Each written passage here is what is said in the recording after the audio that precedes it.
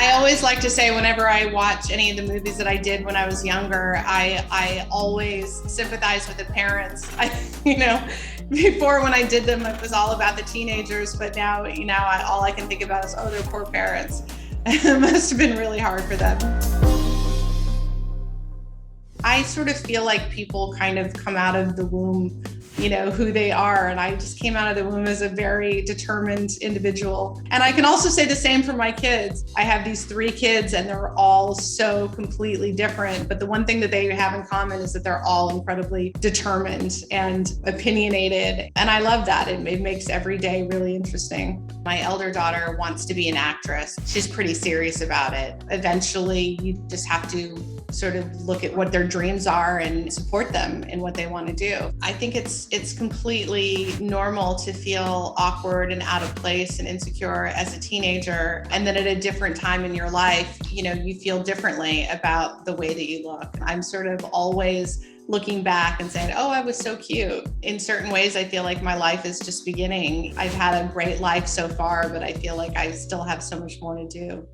Mental health has always been difficult for people to talk about. It's been stigmatized. And I think there's nothing worse for people's mental health than feeling shamed or feeling like they have to keep it secret. I very much welcome an open discussion about not just mental health, but all issues. I feel like people should be able to talk about it and not feel shame. Meditation is incredibly helpful. Somebody taught me about meditation when I was younger, but it's something that I actively use now as a tool to center myself. That's something that I do pretty much every day.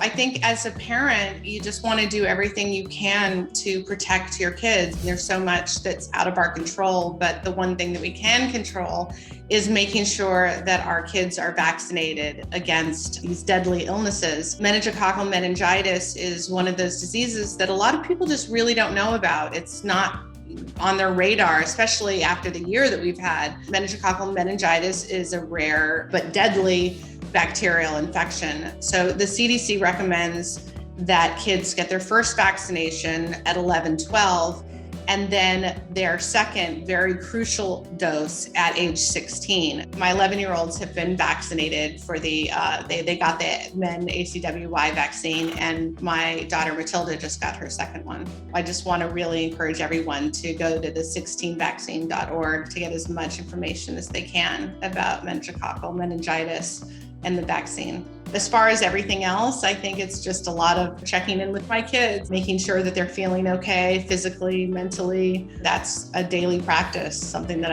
my husband and I talk about every single day.